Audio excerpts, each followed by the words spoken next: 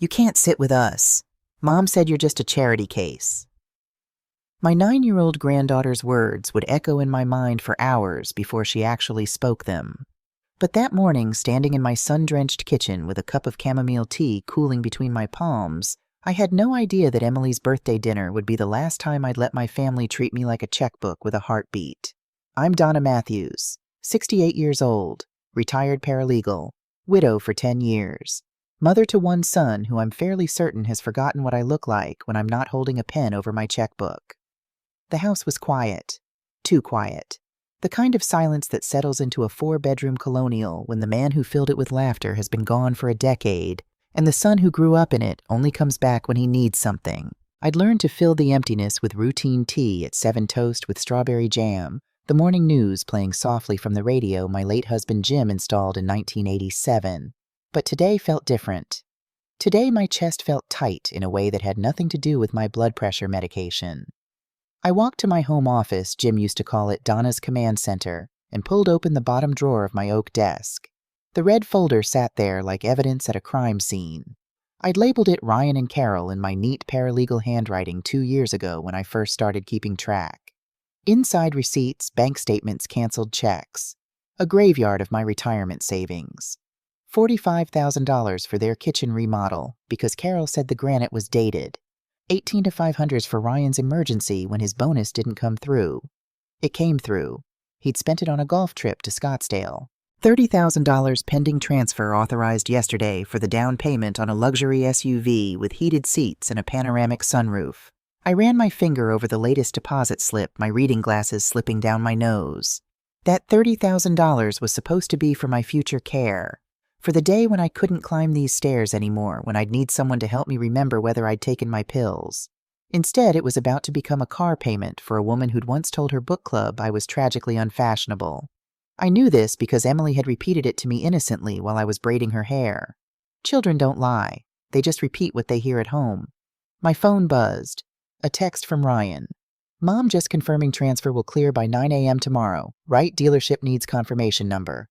Thanks, no. Good morning, no. How are you feeling? Just logistics, just numbers. I typed back, yes, honey, all set. Then I stared at those 2 words for a long moment. All set. Was anything set? I closed the red folder and went upstairs to get ready for Emily's birthday dinner. I chose my good dress, the navy blue one I'd had for 5 years. It was clean-pressed, respectable. I knew the moment I put it on that I'd look out of place next to Carol's designer everything. But I also knew something Carol didn't. I knew exactly how much money was in their checking account without my safety net underneath it, $427.16. I'd checked this morning, and I knew that Ryan had told Carol the SUV was already paid for that he'd handled it with his bonus. He'd lied to her the same way he'd been lying to me. The difference was Carol thought she was married to a successful man. I knew I'd raised a frightened boy who never learned to stand on his own. I applied my lipstick, a shade called Autumn Rose, and looked at myself in the bathroom mirror. When had I gotten so small? Not physically, emotionally. I'd shrunk myself down to fit into the margins of their lives, always available, never demanding, perpetually grateful just to be included. Well, Donna, I said to my reflection, let's see what tonight brings. I grabbed Emily's gift, a leather-bound journal, and a $5,000 savings bond, and headed out to my 10-year-old sedan. I didn't know it yet, but I was driving toward my own resurrection. L'Osteria smelled like money. That specific combination of truffle oil, expensive wine, and the particular cologne that men wear when they're trying to prove something. The kind of restaurant where a plate of pasta costs more than my weekly grocery bill, and the waiters speak in reverent whispers like they're serving communion instead of carbonara. I stood outside the heavy glass doors for a moment, smoothing the front of my navy dress. Through the window, I could see them already seated at the center table, the power position, the look-at-us spot where everyone entering would have to walk past. Carol sat like a magazine spread, wearing something sparkly and low-cut that probably cost more than my mortgage payment. Well, more than what used to be my mortgage payment before I paid it off. With my money. Which they didn't know about. Ryan looked flushed already, halfway through his first no-second glass of wine. His tie was loosened. He was laughing at something Carol said, that booming laugh he'd developed in sales, the one that sounded like it was performed for an audience. And Emily, my granddaughter, sat with her face buried in her iPad, completely oblivious to the other diners, her birthday tiara slightly crooked on her head. I pushed open the door. The hostess looked up with that particular smile that service workers give older women, polite, patient, slightly condescending. "Do you have a reservation?" "I'm with the Matthews party," I said. Her smile warmed approximately 0 degrees. "Right this way." I followed her through the maze of white tablecloths and glittering stemware. Other diners glanced up as I passed brief assessments, quick dismissals. My dress suddenly felt cheaper, my purse more worn. "Donna, you made it," Carol's voice carried across 3 tables. She didn't stand. She lifted her wine glass in a little salute, her bracelets jingling like wind chimes. Not Mom, never Mom, just Donna, like I was a work colleague who'd shown up to a optional happy hour. "Hello, everyone," I said, clutching Emily's gift bag. "Happy birthday, sweetheart." Emily glanced up from her screen for approximately 1.5 seconds. "Thanks, Grandma," she mumbled, already looking back down. "Put that away and say hello properly," Ryan said, but there was no weight in his voice. He was too busy scanning the wine list, his finger trailing down the prices. I sat in the chair at the end of the table. Literally the end. The spot where the waiter stands to take orders. The position that said, "You're here, but barely." Carol was already mid-sentence with someone I didn't recognize, a blonde woman in her 40s wearing enough diamonds to fund a small nation. "And so we finally said, you know what, we deserve the upgrade.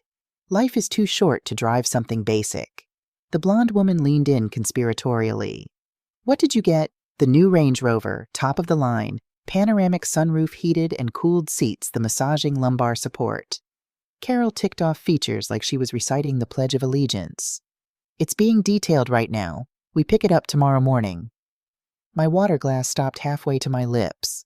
Tomorrow morning, 9 a.m., the exact time my $30,000 transfer was scheduled to clear. "That sounds expensive," I said quietly. The table went silent for exactly 2 heartbeats. Carol turned to me with a smile that didn't reach her eyes. "Quality costs money, Donna." She took a delicate sip of wine. "But you know what they say, you have to spend money to make money. We need to look the part in our neighborhood. First impressions and all that." Our neighborhood. The neighborhood where I'd bought them the house. I looked at Ryan. He wouldn't meet my eyes. Suddenly fascinated by his bread roll, tearing it into smaller and smaller pieces. "Ryan just closed a huge account," Carol continued, her voice pitched for the surrounding tables. "His biggest commission yet. We're finally," she lowered her voice dramatically, "in the big leagues." The blonde woman gasped appreciatively. "Congratulations, you must be so proud." Carol beamed. She reached over and squeezed Ryan's hand. "I married well." I watched my son's face turn red. Not from pride, from something else. Something that looked suspiciously like panic. Because Ryan and I both knew something Carol didn't. There was no huge commission. There was no bonus. Last week he'd called me crying. Actually crying because his numbers were down and his boss was riding him hard. And could I please just help with the property tax bill because Trisha was already stressed about Emily's school tuition. I'd written the check without asking questions. I always did. "Well," I said, picking up my menu, "that's wonderful news." Dinner arrived in waves of excess. Appetizers I didn't order. Wine I didn't drink.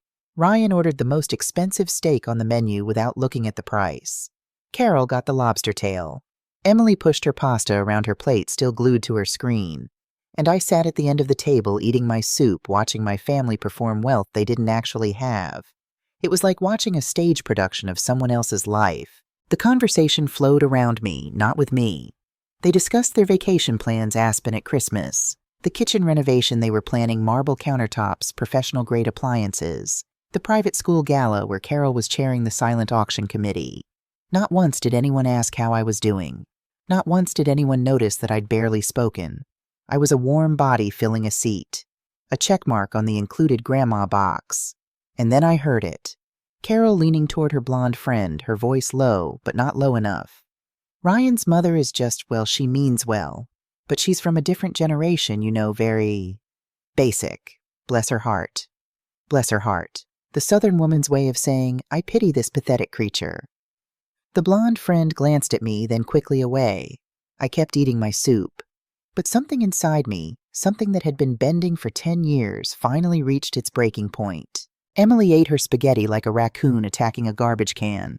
Mouth open, sauce on her chin, elbows planted on the table like fence posts.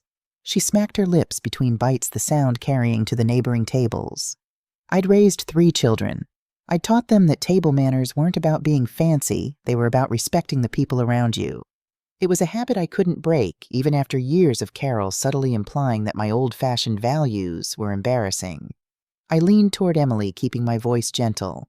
"Sweetheart, elbows off the table, please. And try to chew with your mouth closed, honey. A young lady shouldn't—" "Mom says I don't have to listen to you." The words came out loud, louder than Emily probably intended. The kind of volume that happens when a child is repeating something they've heard adults say privately.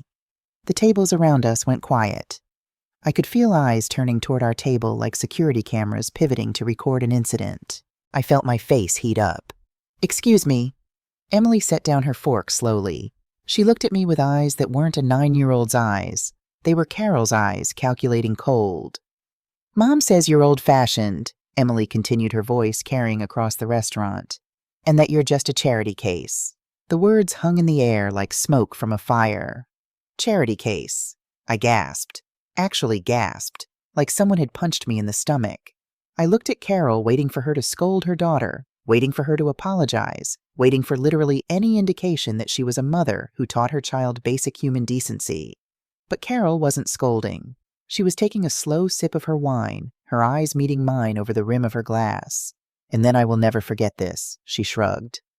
"Well," Carol said, setting down her glass with a delicate clink. "Kids repeat what they hear, Donna."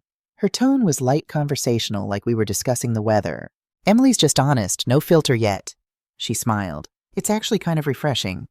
I couldn't breathe. The restaurant tilted sideways. "Carol," I started. She cut me off with a wave of her hand, her diamond bracelet catching the light. "Oh, don't be so sensitive. You know what I mean. You're always going on about how you help out with this and that, but—" She leaned back in her chair, completely relaxed. "Let's be real. We pay for these dinners, don't we? We include you in our lives. Ryan," my voice came out strangled. I turned to my son. "Did you hear what she said?" Ryan's face was red. He loosened his tie. He looked at his wife, then at his daughter, then finally briefly at me. And he laughed. It was a nervous, wheezing laugh. The laugh of a man who knows he's standing at a crossroads and is actively choosing the wrong path. "She's just a kid, Mom," he said, taking a long drink of wine. "Don't be so sensitive." He glanced around at the other tables, clearly embarrassed that I was making a scene. "Besides," he paused. I watched him make the decision in real time. "Besides, Trisha isn't entirely wrong. I mean—" He gestured vaguely at me at the table at the entire situation. "Look at this dinner. We are paying for your meal, aren't we?" The room seemed to tilt. The noise of the restaurant rushed back in silverware on plates, low conversations, the hiss of the espresso machine, but it all sounded distant, like I was underwater. "We are paying for your meal." I looked at the steak on Ryan's plate. $55. I'd seen it on the menu. I looked at the wine Carol was drinking. A 2019 Chateauneuf du Pape. $120 a bottle. I looked at the diamond earrings in Carol's ears, a Christmas gift from Ryan 2 years ago, paid for with the emergency loan I'd given him to cover their property taxes. And suddenly, with horrible clarity, I understood. Ryan hadn't just been borrowing money from me. He'd been lying to them. He'd been painting a picture where he was the successful provider, and I was the sad elderly mother he generously allowed to tag along. The charity case he magnanimously included out of pity. Carol didn't know I paid their mortgage. Emily didn't know I paid her private school tuition. They didn't know that the bonus Ryan used for the SUV down payment was actually a transfer from my retirement account that he'd begged for yesterday, complete with tears and promises that this was the last time. To them, I was a burden, a nobody, a charity case getting a free bowl of soup. I looked at Ryan again. He was smiling now, relieved that he'd sided with his wife, relieved that the awkward moment was passing. He thought he'd won. He thought I would just swallow it like I always did because I was Mom, because I was lonely, because I wanted to be included. But something inside me snapped. It wasn't a loud snap. It was quiet. It was the sound of a door closing and locking for the final time. The sound of a woman finally deciding she'd had enough. I reached into my purse. My hands were steady, completely steady. I pulled out my wallet, a worn leather thing I'd had since Jim was alive. I took out 3 $20 bills. $60. Enough for my soup, my water, and a generous tip for the waiter who'd had to witness this humiliation. I placed the cash on the table right next to the bread basket. "What are you doing?" Ryan asked, his fork pausing halfway to his mouth. "I'm paying for my dinner," I said. My voice didn't shake. It was calm, clear, the voice I used to use when deposing witnesses in my paralegal days. "I wouldn't want to be a burden on your finances. After all, you have a big day tomorrow." I stood up. My knees felt strong. My back felt straight. I was 68 years old, and I had never felt more powerful in my life. "Mom, sit down," Ryan hissed, glancing around to see if people were watching. They were. "You're embarrassing us." "No, Ryan," I said. I picked up my purse. "I think you've embarrassed yourself enough." I looked at Emily, my granddaughter, the child I'd helped raise while Carol found herself at hot yoga classes and book clubs. "Happy birthday, sweetheart," I said softly. "I hope you enjoy the journal. Maybe you can write in it about today, about the day you learned that words have consequences." I didn't wait for her response. I turned my back on them, on all of them, and I walked. I walked past the dessert cart with its gleaming pastries. I walked past the hostess stand where 2 couples were waiting for tables. I walked past the sommelier explaining terroir to a group of businessmen. I pushed open the heavy glass doors and stepped out into the cool Denver night. Just before the door swung closed behind me, I heard Carol's voice, loud and shrill, carrying over the ambient noise of the restaurant. "Ugh, so dramatic. Don't worry about her, babe. Just make sure that transfer clears by 9 a.m. We can't lose that car." I stopped on the sidewalk. The streetlights blurred for a second as tears pricked my eyes, but I blinked them away. Make sure the transfer clears by 9 a.m. I looked at my watch. It was 8 p.m. The bank opened at 8:30 tomorrow morning. I took a deep breath. The cold air filled my lungs sharp and clean. For the first time in years, maybe in decades, I didn't feel heavy. I didn't feel like a charity case. I felt dangerous. They thought I was a nobody. They thought I was a helpless old woman who needed their scraps of affection and their pity invitations.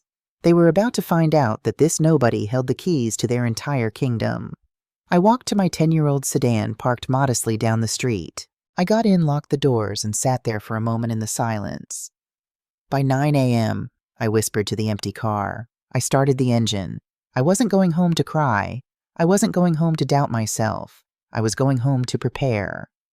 Tomorrow morning, Ryan wanted to play the big man fine. I was going to let him see exactly how small he really was without his mother's wallet propping him up. The charity case was officially closed. I didn't cry on the drive home. I thought I would. For 40 years of motherhood, I'd trained myself to cry in the car after difficult parent-teacher conferences, after arguments with Jim after the funeral. The car was my crying place, my safe space to fall apart where no one could see. But tonight my eyes stayed dry. Instead, I felt clarity, the kind of sharp, cold clarity that comes when you finally stop lying to yourself. The house was dark when I pulled into the driveway. I'd left the porch light off a habit from my penny-pinching days that I'd never broken, even though I could certainly afford the electricity now. The neighborhood was quiet. Mrs. Gable across the street had already brought in her trash cans. Mr. Chen's security light flicked on as I walked past his property line. I unlocked my front door and stepped into the entryway. The house felt different. Not empty, it had been empty for 10 years since Jim died. But different. Like I was seeing it through new eyes. The family photos lining the hallway, Ryan's high school graduation, Ryan's wedding, Emily's birth. Every major milestone documented and framed. But where was I in these photos? I was behind the camera. I was the one taking the pictures, writing the checks, making sure everyone else's moments were preserved. I was the footnote, not the story. I set my purse on the entry table and walked to my home office. The red folder was still there in the bottom drawer, exactly where I'd left it this morning. But now it felt different. Now it felt like evidence. I pulled it out and spread the contents across my desk. Bank statements showing automatic mortgage payment to Ryan's house, $3,200 month for 5 years. Private school tuition for Emily, $2,000 month. Credit card payments in Ryan's name, but paid from my account averaging $4,500 month. Emergency transfers ranging from $5,000 to $30,000, totaling over $200,000 in 3 years. And the kicker, a document I'd signed 2 years ago making me the co-signer on their mortgage. Ryan had brought it to me with tears in his eyes, explaining that Carol didn't need to know that it would just stress her out that he was handling it. I'd signed it because I was mom, because that's what moms do. But Carol had no idea. She thought Ryan owned that house. She thought Ryan's salary paid for everything. She thought she was married to a successful man. She was married to a liar, and I had enabled every single lie. I looked at my watch, 8:47 p.m. I picked up my phone and scrolled to my bank's customer service number. They had 24/7 support for urgent account matters. This qualified. First National Bank, this is Trevor speaking. How can I help you tonight? Hello, Trevor. This is Donna Matthews. I need to speak to someone about stopping a scheduled transfer. I can help you with that, Mrs. Matthews. For security purposes, can you verify your account number and the last 4 digits of your social? I rattled off the numbers. My paralegal training had made me meticulous about memorizing important information. Perfect, thank you. What transfer would you like to stop? There's a $30,000 transfer scheduled to clear tomorrow at 9 a.m. to a joint account ending in 4598. I need it canceled. There was a pause. Keyboard clicking. I see the transfer here. It's currently in pending status. I can cancel it, but Mrs. Matthews, I have to ask, is everything all right? This is a substantial amount. I looked at the photo on my desk. Me and Jim on our 30th anniversary, his arm around me, both of us laughing at something I couldn't remember anymore. Everything is fine, Trevor. Actually, everything is about to be much better. Cancel it, please. Done. The $30,000 will remain in your primary savings account. Is there anything else? Yes, I interrupted. My heart was pounding now. That joint account, the one ending in 4598. I need my name removed from it. Tonight. Another pause. Longer this time. Mrs. Matthews, that's a more complex process. I'd recommend you come into the branch tomorrow and speak with a Trevor. I used my courtroom voice, the one that made witnesses stop fidgeting. I understand it's complex. That's why I'm calling the 24-hour support line at 9 p.m. on a Friday night. I need this done before the bank opens tomorrow morning. Can you do it, or do I need to speak to a supervisor? Let me check. More keyboard clicking. Okay, I can process the removal request tonight and it will be effective by midnight. But Mrs. Matthews, I need to make sure you understand. I understand perfectly. Once my name is removed, I won't have access to that account anymore. The overdraft protection linking it to my savings will be severed. Any automatic payments will need to come from the funds actually in that account, which is $427.16, Trevor confirmed. Perfect. Please remove my name. Are you absolutely certain? I looked at the red folder spread across my desk. Years of receipts. Years of being used. I have never been more certain of anything in my life. Okay, processing now. This will take about 3 to 5 minutes. I waited. I could hear Trevor typing, clicking occasionally, muttering to himself. Outside, a car drove past. Someone's dog barked. Normal Friday night sounds in a normal Denver suburb. But inside my house, inside my chest, everything was changing. All right, Mrs. Matthews. You've been removed as a co-owner from account ending in 4598. You'll receive a confirmation email within 24 hours. Is there anything else I can help you with tonight? One more thing, I said. All automatic payments I've set up from my account to theirs, mortgage, school tuition, car insurance, phone bill. I need all of those canceled. Silence. Mrs. Matthews. Trevor's voice had gone soft. He'd figured out what was happening. That's a lot of canceled payments. I just want to make sure, Trevor, I appreciate your concern, but I'm 68 years old. I was a paralegal for 35 years. I know exactly what I'm doing. Cancel them. All of them. Okay, he took a breath. This will take a few minutes. I waited again. This time I stood up and walked to the window. I could see the lights of Denver in the distance, the city where I'd lived my entire life, where I'd raised my son, where I'd built a life, and where apparently I'd forgotten to build boundaries. All done, Trevor said finally. All automatic payments canceled. They'll receive notification that the payments were stopped. The last scheduled payment that will go through is... Keyboard sounds. Today's car insurance. After that, all obligations from your account to theirs are terminated. Thank you, Trevor. You've been incredibly helpful. Mrs. Matthews, can I just say, I hope everything works out. It will, I said, and I meant it. It absolutely will. I hung up and sat in my office for a long moment staring at my phone. Then it buzzed. A text from Ryan. Had to order dessert for Em without you. She was upset. You really embarrassed us tonight, Mom. Trisha is really hurt. We'll talk later. I stared at the text. Carol was hurt. Ryan was embarrassed. Emily was upset. Not one word about how I might be feeling. I typed back, yes, we'll talk later. I didn't tell him what later would bring. I opened my calendar app and set a reminder for 8:30 a.m. bank appointment. Close joint accounts. Then I poured myself a glass of wine, a nice Pinot Noir that Jim and I used to share on Friday nights, and I took it out to my back porch. The night air was cool. The stars were visible despite the city lights. Somewhere in the distance, I could hear the train that ran through Denver every night at 10 p.m. I sat in my wicker chair and took a sip. Tomorrow morning, Ryan and Carol would show up at that dealership expecting to drive away in a pearl white Range Rover with heated seats and a panoramic sunroof. Instead, they were going to learn a very expensive lesson about respect. I took another sip of wine. I wasn't angry. That's what surprised me most. I was calm. I was clear. I was free. For the first time in 10 years, maybe longer, I felt like Donna again. Not Ryan's mom. Not Emily's grandmother. Not the woman who wrote checks and stayed quiet. Just Donna. And Donna was done being a charity case. I woke up at 6 a.m. without an alarm. For the first time in 20 years, I hadn't tossed and turned all night. I hadn't woken up at 3 in the morning with my mind racing through lists. Did I pay Ryan's electricity bill? Did I remember to transfer money for Emily's piano lessons? Was Carol upset about something I said? The anxiety that usually slept next to me in the empty space where Jim used to be, it was gone. I lay in bed for a moment watching the early morning light paint stripes across my ceiling through the plantation shutters. The house was quiet. My chest didn't feel tight. My stomach didn't churn. I felt light. It was the strangest sensation, like setting down a backpack after hiking for miles and only then realizing how heavy it had been. I made my coffee slowly, deliberately. French pressed the good beans I usually save for special occasions.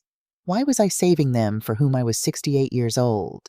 Every morning I woke up was a special occasion. I sat in my sunroom, the addition Jim and I had built in 1995, and watched a cardinal land on the bird feeder. He cracked open a seed with his beak, ate the heart, and flew away. Take what you need. Leave the rest. I'd been letting my family eat everything. The seeds, the heart, the shell. They'd been picking me clean, and I'd been thanking them for it. My phone sat on the side table face down. I knew what I'd find if I turned it over. Missed calls from Ryan, angry texts from Carol, maybe a sad emoji from Emily coached by her mother. I didn't look. Instead, I got dressed. Not in my visiting the family clothes, the safe, boring pieces that Carol couldn't criticize. I put on my good blazer, the charcoal gray one I used to wear to court depositions. I put on my pearl earrings, the ones Jim gave me for our 25th anniversary. I applied my lipstick with a steady hand. I looked at myself in the mirror. "Hello, Donna," I said to my reflection. "Welcome back." At 8:15 a.m., I drove to First National Bank. The city was waking up around me. Commuters rushing to jobs they hated to pay for things they didn't need. I drove past Emily's private school, Ashford Academy, with its manicured lawns and its $24,000 annual tuition, past the luxury car dealership where Ryan and Carol would be arriving in less than an hour. I wondered if Ryan had slept at all last night. I wondered if he'd checked his bank account yet. The bank parking lot was nearly empty. I was the first customer arriving 5 minutes before they unlocked the doors. I sat in my car and watched through the glass as the tellers prepared for the day, counting their drawers, turning on computers, going through the mundane rituals of financial service. At exactly 8:30 a.m., the security guard Frank, I'd known him for years, unlocked the doors. "Good morning, Mrs. Matthews," he said, holding the door open. He smiled at me, genuine warmth in his eyes. "You're up early." "Big day, Frank," I said. "Very big day." I walked straight to the glass office at the back of the bank. Robert Henderson, the branch manager, was just settling into his chair with his coffee. He'd been handling my accounts since Jim passed. He was a good man, old school. He understood that $1 saved was $1 earned. He looked up, surprised. "Donna, I didn't expect to see you this morning. Did Trevor from last night's call explain everything correctly?" So Trevor had left notes. Good. He did Robert, but I need to make a few more changes. I sat down in the leather chair across from his desk. I placed my purse carefully on my lap, my hands folded over it. "What kind of changes?" Robert asked carefully. He'd put on his reading glasses. He knew this was serious. "First, I need confirmation that the $30,000 transfer was canceled." He typed on his keyboard, squinting at the screen. "Yes, it's been reversed. The funds are back in your primary savings account." "Good. Now I need to close that joint checking account, the one ending in 4598, completely." Robert's eyebrows went up. "Donna, are you sure that's Ryan's household account? All his bills are his responsibility?" I finished. "Yes, Robert, I'm very sure." He studied me for a long moment. We'd known each other for 15 years. He'd seen me come in here every month, sometimes twice a month, to transfer money to Ryan, to cover shortfalls, to fix emergencies that were never really emergencies. "Did something happen?" he asked quietly. I could have told him about the restaurant, about the words charity case coming from my granddaughter's mouth, about my son laughing while his wife humiliated me over $55 steaks and $120 wine. But I didn't. "Yes," I said simply. "I woke up." Robert nodded slowly. "All right, let me process this." For the next 20 minutes, the only sound was typing and the occasional hum of the printer. I signed paper after paper. Closure of joint account signed. Removal of automatic transfer authorizations signed. Revocation of financial power of attorney signed. With every signature, I felt lighter. I wasn't just signing banking forms. I was signing my own Declaration of Independence. "This is done," Robert said, finally sliding the last document across his desk. "The joint account is closed. The balance of $427.16 will be transferred to a new individual account in Ryan's name only. All automatic payments you'd set up mortgage tuition insurance are canceled. The institutions will notify him that the payments have stopped." "Thank you, Robert." He looked at me seriously. "Donna, I need to tell you Ryan's going to be in a very difficult position. That mortgage payment is due in 5 days. The school tuition is due next week. Without your backing, he'll figure it out," I said. I stood up and held out my hand. "He's 42 years old. It's time." Robert stood and shook my hand. "You look different today." "I feel different." "You look strong." "I am strong," I said. "I've been strong for 42 years.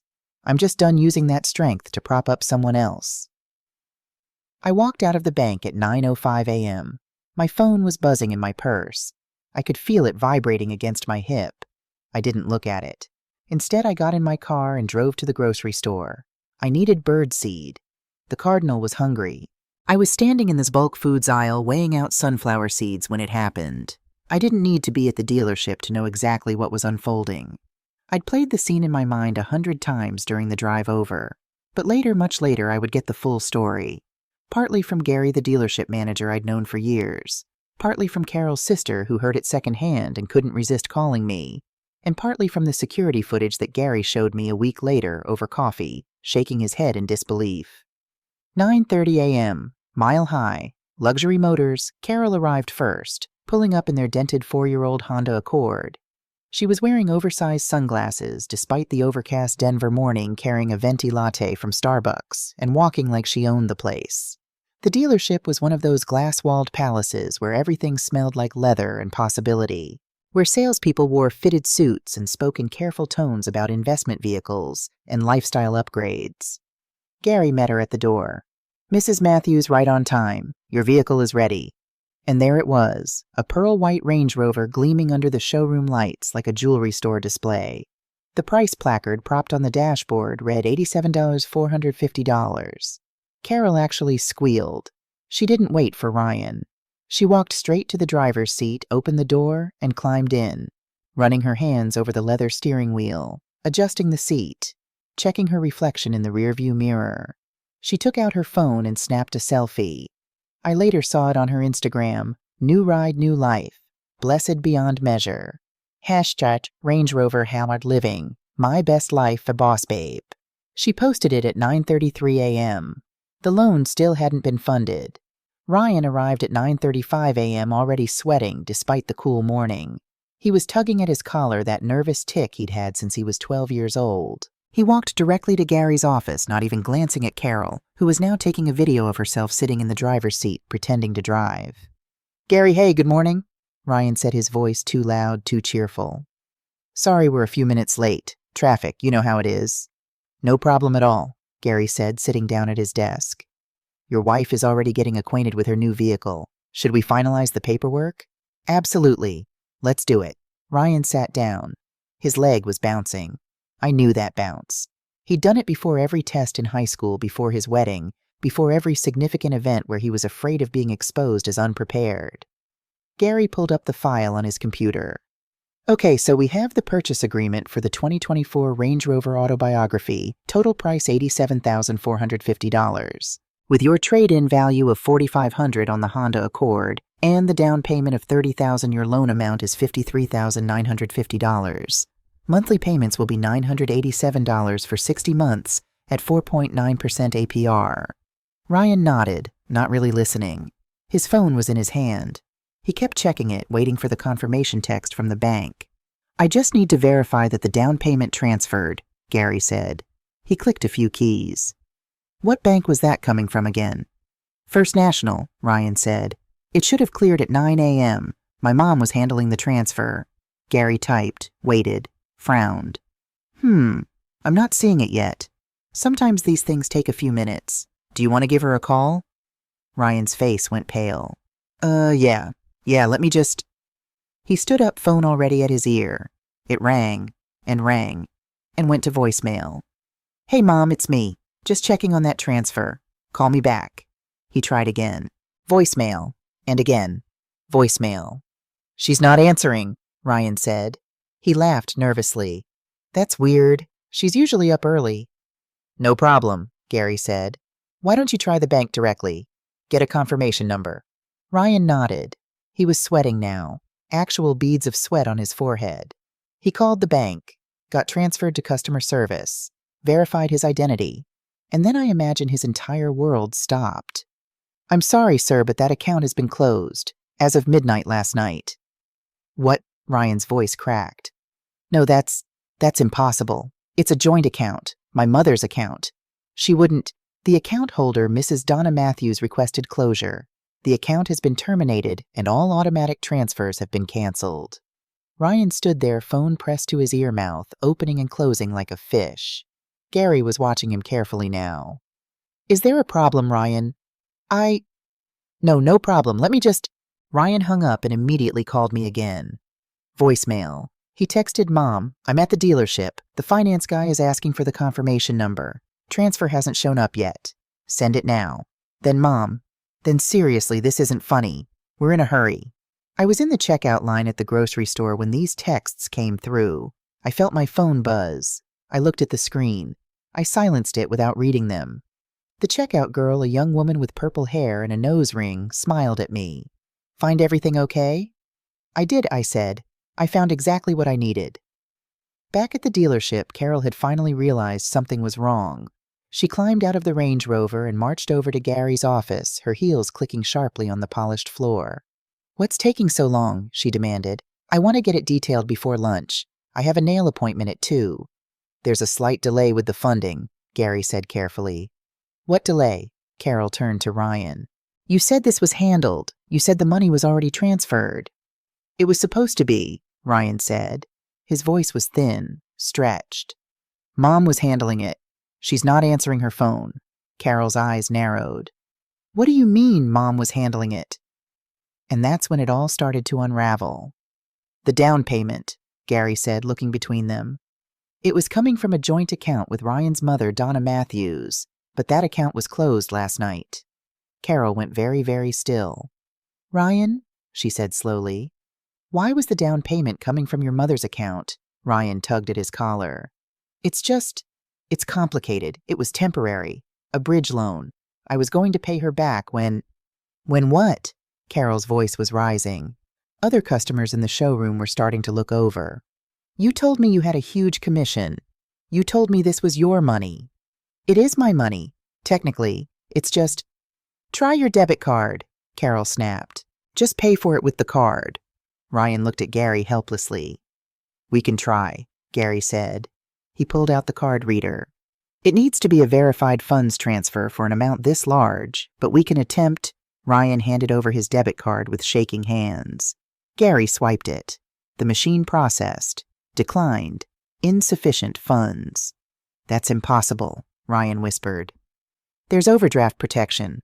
It pulls from Mom's savings if she's still linked to the account, Gary said gently, which based on what the bank told you, she's not anymore. Carol's face had gone from pale to red. How much money is actually in our account, Ryan? Ryan couldn't speak. Gary, taking pity on him, turned the screen. The available balance is showing $427.16. The silence that followed was absolute. Somewhere in the showroom, a phone rang. A salesperson laughed at a joke. Life continued. But at Gary's desk, Carol's entire world was imploding. $400, she repeated. We have $400. Carol, you told me we were rich, her voice echoed off the glass walls. You told me your bonuses were huge. You told me we could afford this. We will. Mom she's being dramatic about last night. She'll calm down and… Last night, Carol's eyes went wide. What happened last night? Ryan looked like he wanted the floor to swallow him whole. We had a little incident at Emily's birthday dinner. Donna got her feelings hurt and left early. She's just being petty. Petty, Gary interjected quietly. Ryan, closing accounts and canceling automatic payments isn't petty. That's pretty definitive. Carol turned on Gary. What automatic payments? Gary looked at Ryan. Ryan looked at the floor. Ryan, Gary said carefully, maybe you should explain to your wife how this loan was actually structured. And that's when the second bomb dropped. The loan approval, Gary continued pulling up the application on his screen, was based on combined household income and assets. But Ryan didn't qualify for this tier of luxury vehicle on his salary alone.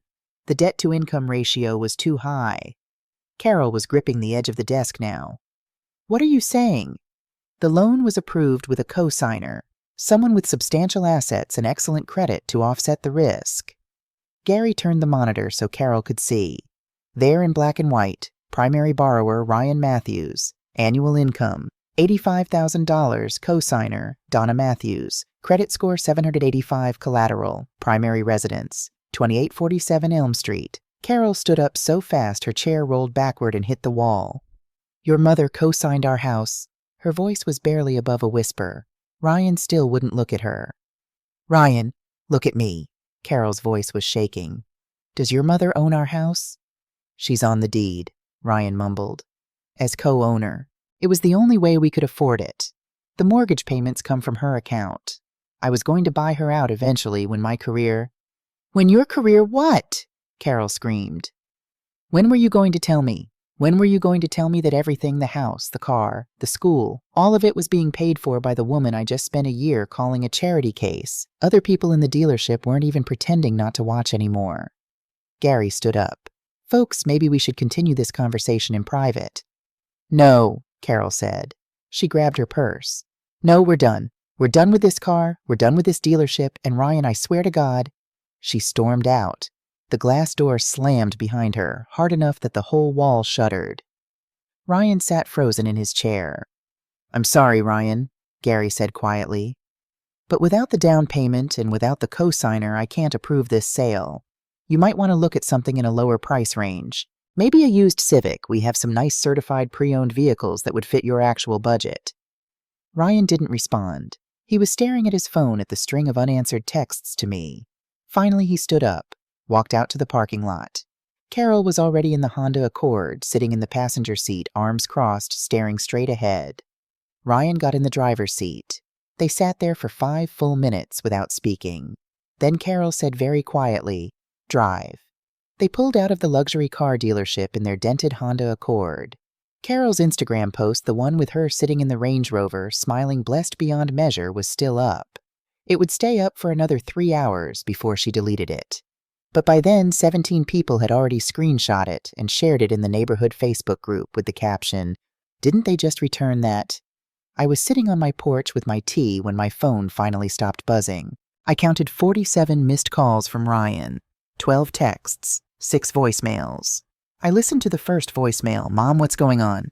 "The transfer didn't go through. Call me back. This is serious." The third one, "Mom, this isn't funny. Carol is freaking out. We're at the dealership. They're saying the account is closed. That can't be right. Fix this. Please. The seventh one.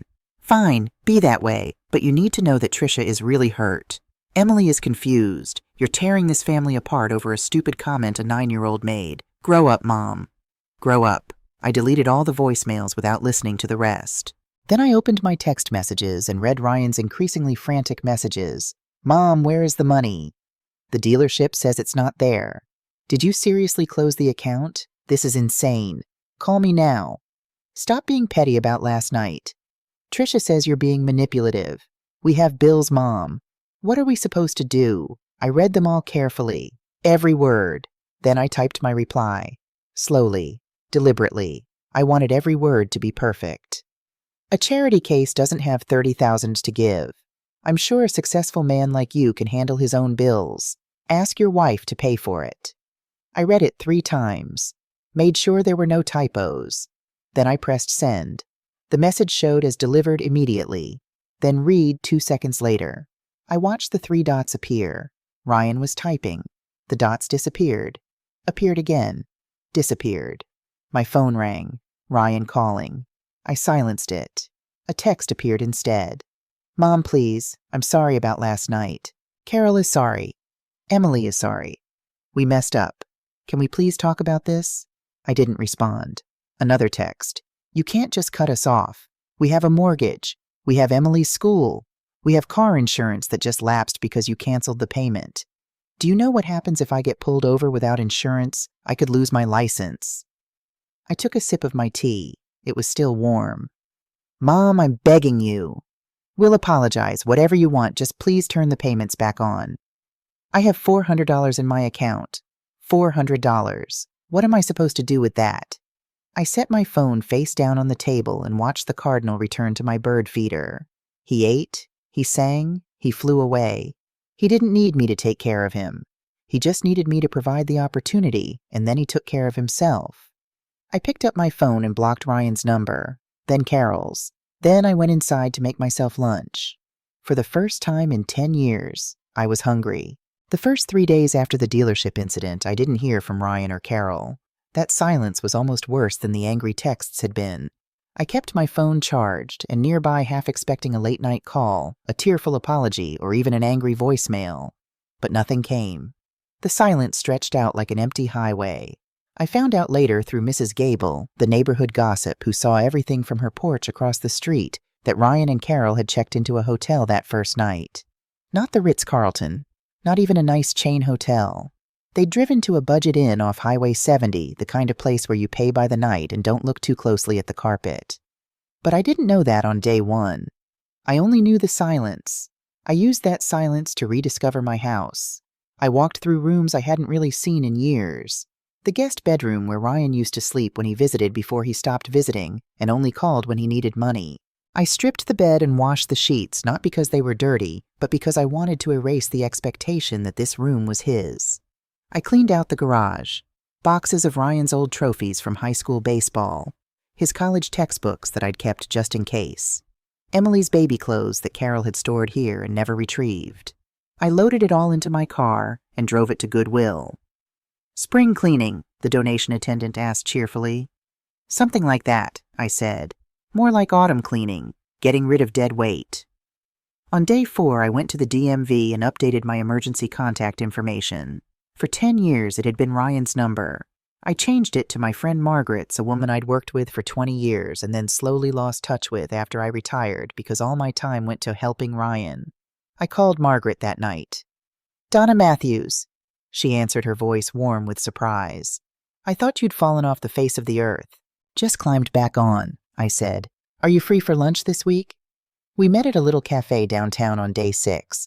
Margaret looked exactly the same, silver hair cut short, reading glasses on a chain, laugh lines around her eyes. You look different, she said, studying me over her menu. I feel different. Good different or crisis different? I told her everything. The restaurant, the dealership, the blocked numbers, all of it. Margaret listened without interrupting, occasionally sipping her iced tea. When I finished, she was quiet for a long moment. Donna, she finally said, I've known you for 30 years, and in all that time I've watched you give and give and give until there was nothing left. I've watched you cancel lunch dates because Ryan needed help moving. I've watched you skip the Christmas party because you were babysitting Emily. I've watched you shrink." "I know," I said quietly. "Do you?" Margaret leaned forward.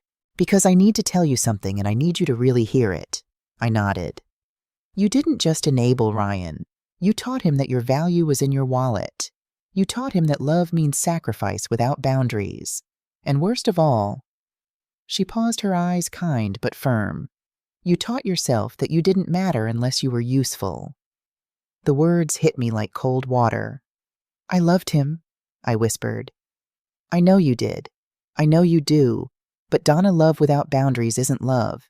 It's just slowly erasing yourself." Margaret reached across the table and took my hand. "So what are you going to do now?" "I don't know," I admitted. "Part of me wants them to call, to apologize, to fix this, and part of you likes the silence." "Yes," I breathed. "Is that terrible?" "No," Margaret said firmly. "It's human. You've been holding your breath for 42 years. You're finally exhaling." We finished lunch. Margaret insisted on paying. "You've paid for enough things in your life." And we made plans to meet the following week. As I drove home, I realized I was smiling. On day 10, my phone rang with an unknown number. I almost didn't answer, but something instinct maybe made me pick up. "Hello, Grandma," Emily's voice. Small, uncertain. Not the bratty tone from the restaurant. This was the voice of the little girl who used to ask me to read her stories before bed, back when Carol still let me babysit. "Emily," I said carefully, "whose phone are you using?" "Mom's friend's phone. She's not supposed to know I'm calling you. Grandma, Her voice cracked. "I need to tell you something." I pulled over to the side of the road. "Put the car in park." "I'm listening, sweetheart." "I'm sorry." The words came out in a rush. "I'm so sorry for what I said at my birthday. About the charity case thing. I didn't understand what it meant. Not really." I closed my eyes. Waited. "Mom told me to say it." Emily continued, her voice getting smaller. "She said it would be funny. She practiced it with me the day before. She said you wouldn't mind, that you'd think it was cute because I'm just a kid. But Grandma, your face, you look so sad. And I've been feeling sick about it ever since." My hands tightened on the steering wheel. "Emily, honey, no, please let me finish. I need to finish." She took a shaky breath. "We're staying at a motel now, a really bad one. Mom and Dad fight every night. Dad works all the time. Mom cries in the bathroom. And I heard them talking about money and bills and how everything is falling apart because of what I said at dinner." "Emily, this isn't your fault." "I know," she interrupted. "I mean, I'm starting to know. Dad explained some stuff about how you were helping us with money and we didn't appreciate it, about how I was really mean, about how grown-ups made bad choices and I got caught in the middle." I could hear noise in the background, cars passing, someone shouting. "Where are you right now?" "Outside the motel. Mom's inside packing. We're moving to an apartment tomorrow, a small one. I have to change schools." She paused. "Grandma, I'm scared." My heart cracked. "Oh, sweetheart. But I'm not calling to ask you to fix it," Emily said quickly. "Dad said I couldn't ask you for anything. He said we had to learn to handle our own problems. I wanted you to know I'm sorry. Really, really sorry. And I love you." Tears were streaming down my face now. "I love you too, Emily. So much. Do you hate me?" "Never," I said fiercely. "Not for one single second. You made a mistake, a big one, but you're 9 years old and you're learning, and I could never hate you." "Can I?" She hesitated. "Can I still see you sometimes? Even if Mom and Dad are mad at you?" This was the moment. The crossroads. I could say yes and open the door back up to manipulation, or I could set a boundary while keeping my heart open. "Yes," I said. "But Emily, things are going to be different now. I'm not going to be the grandma who fixes everything with money. I'm going to be the grandma who teaches you that people are more valuable than things, and love doesn't come with a price tag. Can you handle that?" "I think so," she said. "Will you still take me for burgers sometimes?" I laughed through my tears. "Yes, baby. I'll still take you for burgers." "Okay, I have to go. Mom's coming back. I love you, Grandma." "I love you too." The line went dead. I sat in my parked car on the side of the road and cried. Not sad tears, cleansing tears, the kind that wash away old hurts and make room for new growth. Emily had apologized, on her own, without coaching. That meant something. On day 16, I came home from grocery shopping to find Ryan sitting on my front porch, not pounding on the door, not demanding entry, just sitting on the steps with his head in his hands, looking like he'd aged 10 years in 2 weeks. I almost turned the car around and left, but I didn't, because running away wasn't who I was anymore. I parked in the driveway and got out slowly, grabbed my grocery bags from the trunk. Ryan looked up. His eyes were red-rimmed. He had stubble on his face. His shirt was wrinkled. "Hi, Mom," he said quietly. "Ryan." "I've been sitting here for 2 hours. I didn't know if you'd come home." I walked past him toward the front door. "I live here. Where else would I be? I don't know. I don't know anything anymore." I unlocked the door, stood there with my hand on the knob. "What do you want, Ryan?" "To talk. Just talk. No asking for money. No excuses. Just talk." I looked at him. Really looked at him. My son. The boy I'd carried for 9 months. The teenager who'd cried in my arms when his father died. The man who'd forgotten how to stand on his own because I'd never let him fall. 5 minutes, I said. On the porch. I'm not ready to have you inside yet. Relief flooded his face. "Thank you." I set my groceries inside and came back out with 2 glasses of water. We sat on the porch swing that Jim had built 30 years ago. "I got a second job," Ryan said after a moment. "Night security guard at an office building, 6 p.m. to midnight 4 nights a week." I didn't respond, just waited. "I work my sales job 7 to 3, then I drive straight to the security gig. I get home around 1 a.m., sleep 4 hours, do it again." He laughed bitterly. "I'm exhausted. I'm barely seeing Emily. Carol barely speaks to me. But you know what? For the first time in my life, I paid rent with money I actually earned. All of it.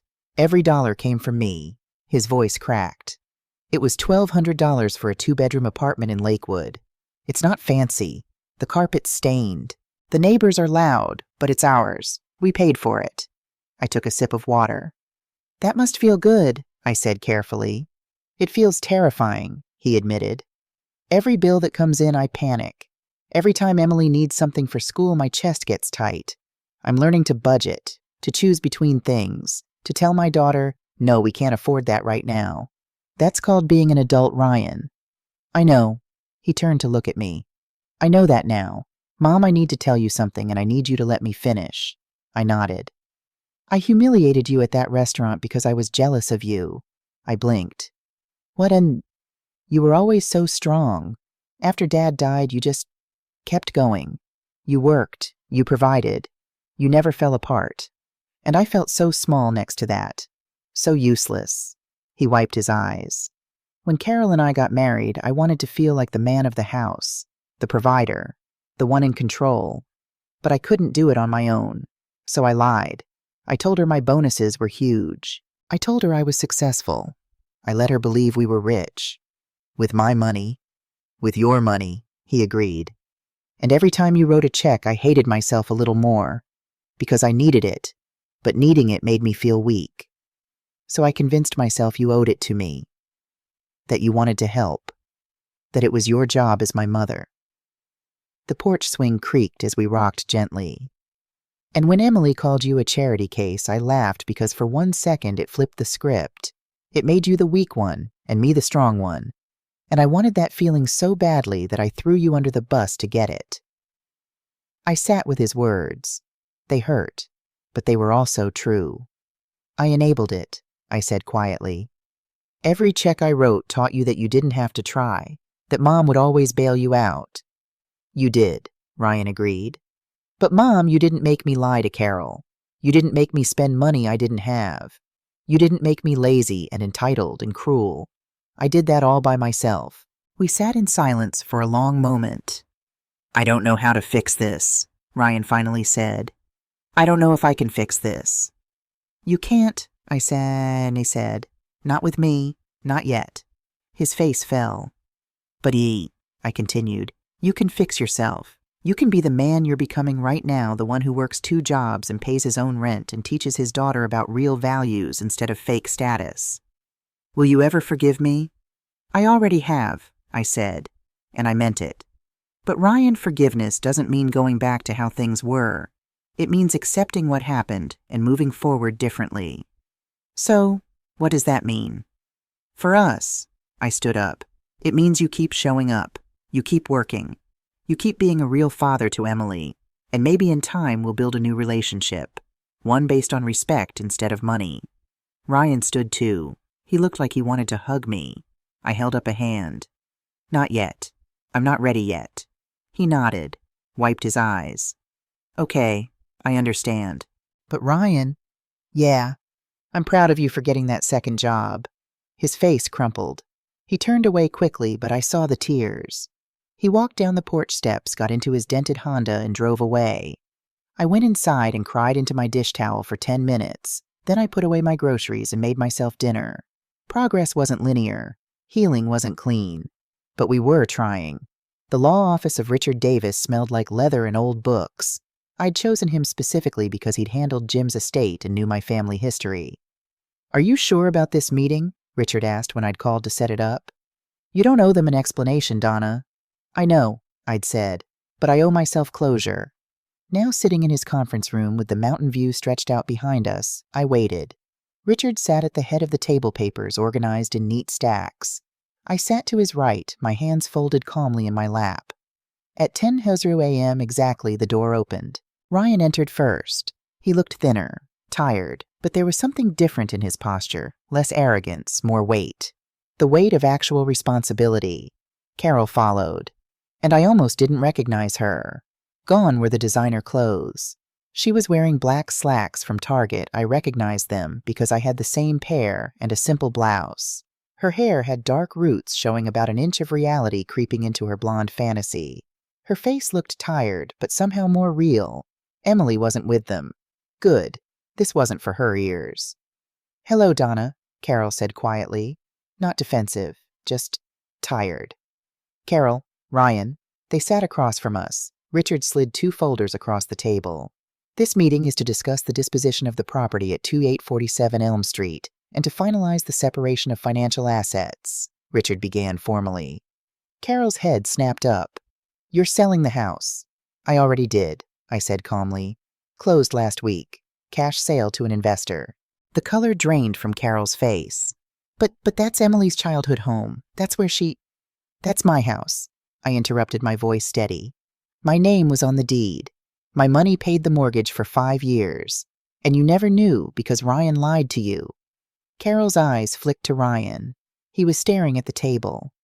The house sold for $615,000, Richard continued. After closing costs and the remaining mortgage payoff, the net proceeds are $592,000. That money has been deposited into Donna's retirement trust. All of it, Carol whispered. You're keeping all of it. Yes, I said simply. I paid for that house. I maintained it. I earned it. Carol's hands were shaking. We have a child. We have Emily. What about her future, her college fund? This was the moment I'd been preparing for. Emily has a $5,000 savings bond that I gave her for her birthday, I said. That's hers. It will mature to about $8,000 by the time she's 18. But Carol, her future is your responsibility now, not mine. But we can barely make rent, Carol said, her voice rising. Ryan works 2 jobs and we're still living paycheck to paycheck. We can't save for college. We can't. Then Emily will get scholarships, I said, or student loans, or she'll work her way through school like millions of other children. She'll be fine. How can you be so heartless? Carol's voice broke. She's your granddaughter. Which is exactly why I'm doing this, I said firmly. Because I love her enough to let her learn that value comes from character, not bank accounts. That people are worth loving even when they can't buy you things. Richard cleared his throat. There's more. Donna has also restructured her will. Ryan finally looked up. I'm leaving the remainder of my estate to charity, I said. The women's shelter downtown, the Literacy Foundation, the organizations that help people who actually need it, not people who feel entitled to it. Mom, Ryan started. I'm not finished, I said. Ned. My voice was calm but absolute. However, I have set up a small education trust for Emily. When she turns 18, it will pay for community college or vocational training, not private university, not study abroad, basic education. The rest is up to her. Silence. Then Carol did something I didn't expect. She started crying. Not angry tears, deep, gasping sobs. I grew up in a trailer, she choked out. Did Ryan ever tell you that my mom was a waitress? My dad left when I was 6. I wore thrift store clothes and got made fun of every single day at school. I stayed quiet, waited. When I met Ryan, he told me he came from money. He told me his family was comfortable. He made me feel like I'd finally made it, like I'd never have to be that poor girl again. She wiped her eyes roughly. I was so terrified of going back to that, so terrified of being nothing again. So I spent money to prove I wasn't. I bought things to prove I mattered. She looked at me directly for the first time. And I treated you like dirt because you reminded me of where I came from. You were real and humble, and you didn't need expensive things to matter. And that terrified me. Because if you could be valuable without money, then maybe all my stuff meant nothing. The room was silent except for her crying. You're right, Carol continued. I taught Emily to be entitled. I taught her that people's worth is in their wallet. I taught her to look down on you. She swallowed hard. But Donna, you enabled this too. You never said no. You never set boundaries. You let Ryan lie to me for years. You let me believe a fantasy. My spine stiffened. You're right, I said. Everyone looked at me in surprise. You're absolutely right, Carol, I continued. I enabled every bit of this. After Jim died, I needed to be needed. I needed to matter. And I confused love with control. I took a deep breath. I made Ryan dependent on me, and then I resented him for it. I gave and gave until you all expected it, and then I got angry when you took. Ryan was crying now, too. So yes, I said I created this monster, and now I'm fixing it. Not by giving you more money, by stepping back and letting you stand on your own. I got a job, Carol said suddenly, at Nordstrom, cosmetics counter. I'm actually good at it. I like it. That's good, I said, and I meant it. Ryan works 2 jobs, Carol continued. We fight less now, because we're too tired to fight, and because we're finally honest about what we have. She looked at her husband.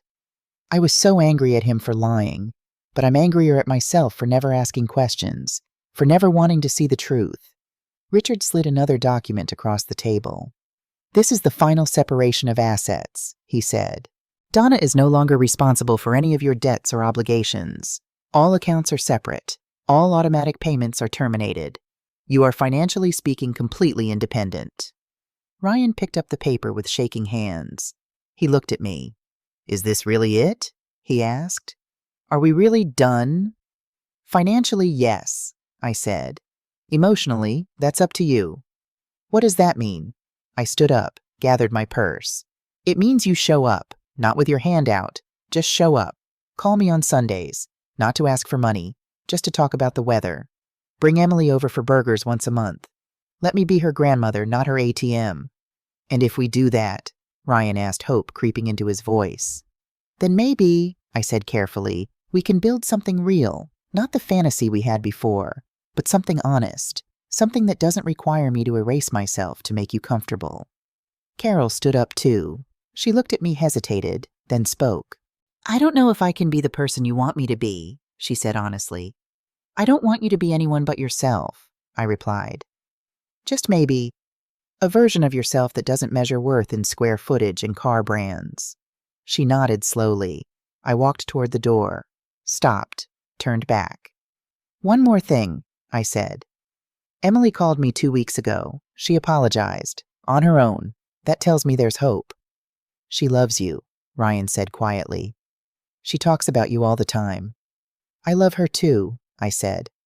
Which is why I won't let her grow up thinking money equals love. She deserves better than that. I left the conference room, left them sitting there with their papers and their reality. As I walked to my car, my phone buzzed. A text from Ryan. Sunday at 2 p.m., just to talk, no agenda. I sat in my car for a moment staring at the message. Then I typed, Sunday at 2 p.m., I'll make tea. I drove home. The house was quiet. My house. Paid for. No one's but mine. I made myself lunch. I watered my plants. I called Margaret and made plans for dinner. And for the first time in 42 years, I felt like Donna. Not Ryan's mom, not Emily's grandma, not the family bank. Just Donna. And Donna was enough. The diner on Colfax Avenue wasn't fancy. Red vinyl booths, laminated menus, and a waitress named Barb who'd been there for 30 years and didn't take crap from anyone. It was perfect. Emily slid into the booth across from me, her backpack thudding onto the seat beside her. She was wearing jeans and a t-shirt from her new school Lakewood Middle School Public Diverse reel. "Hi, Grandma," she said, smiling. A real smile, not the entitled smirk from the restaurant 6 months ago. "Hi, sweetheart. How was school?" "Good. I got an A on my history project." "That's wonderful." Barb appeared with her notepad. "What'll it be, ladies? Cheeseburger and fries," Emily said. Then she looked at me. "Is that okay, Grandma? I know burgers are expensive." My heart squeezed. "Burgers are fine, honey. And a chocolate milkshake, too." Emily's face lit up. "Really? Really?" Barb wrote it down and walked away. Emily leaned forward. "Grandma, I need to tell you something." "I'm listening." "Mom got promoted. She's training new people now. She makes more money." Emily picked at her napkin. "And Dad, he's really tired all the time. But he came to my school concert last week. He fell asleep during the second song, but he came." "That's what matters," I said. "We're still in the small apartment, but Mom painted my room. It's purple, my favorite." "That sounds beautiful." Our food arrived. Emily ate her burger with both hands, ketchup on her chin, completely unself-conscious. "Grandma," she said around a mouthful of fries. "Yes? I'm glad you stopped giving us money." I set down my burger. "You are, Mom." "Yeah, I mean it was hard at first, really hard. I cried a lot. I missed my old school and my big room and—" She shrugged. "But now I have friends who like me for me. Not because I have fancy stuff. And Mom and Dad fight less. And we eat dinner together every night because we can't afford to eat out." Tears pricked my eyes. "That's very mature of you to see that, Emily." "I'm almost 10 now," she said seriously. "I'm growing up." "You are indeed." We ate in comfortable silence for a few minutes. "Grandma," Emily said again, "can I ask you something, always? Did you stop loving us when you took away the money?" I reached across the table and took her small hand in mine. "No, sweetheart. I loved you so much that I had to stop letting you use me. Do you understand the difference?" She thought about it. "I think so. Like, if I had a friend who only liked me when I gave her things that wouldn't be real friendship." "Exactly. So you were teaching us to be real family." "Yes. That's actually really smart, Grandma." I laughed. "Thank you, honey." Barb brought the check. I paid in cash, left a generous tip. As we walked to my car, Emily slipped her hand into mine. "Same time next month?" she asked. "Same time next month," I confirmed. I drove her back to the small apartment in Lakewood. The building was beige and unremarkable, but when Carol opened the door, she was smiling. Tired, but smiling. "Thanks for feeding her Donna," Carol said. "I would have made dinner, but I worked a double shift." "No problem at all." Do you want to come in for coffee?" I hesitated. Looked at Carol's face. Saw genuine invitation there, not obligation. "Maybe next time," I said. "Baby steps." Carol nodded. Baby steps. I drove home as the sun was setting. My little condo with the park view was waiting. I'd planted herbs on my balcony, basil, rosemary, mint. Small pleasures. My phone buzzed. A text from Ryan. "Thanks for taking Em. She talks about your lunches all week. Also, I'm 3 months into paying off my credit card debt. 15,000 down, 23,000 to go. Slow and steady." I texted back, "I'm proud of you." Another text appeared. "Sunday dinner next week, I'm cooking. Nothing fancy, just spaghetti. All of us." I sat with that invitation for a moment. A family dinner, in their small apartment, with food Ryan bought and Carol prepared. Not at a fancy restaurant, not with my money funding the show, just family. "I'll bring dessert," I typed.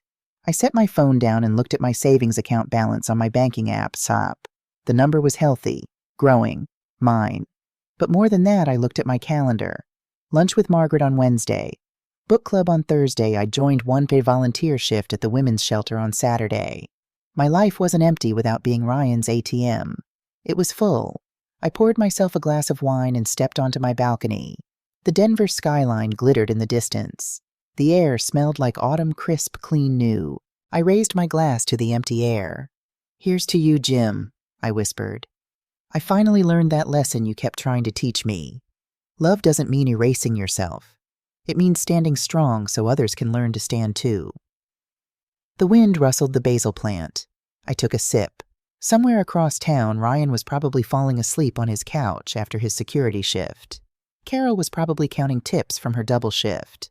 Emily was probably doing homework at their small kitchen table. They were struggling. They were tired. They were learning.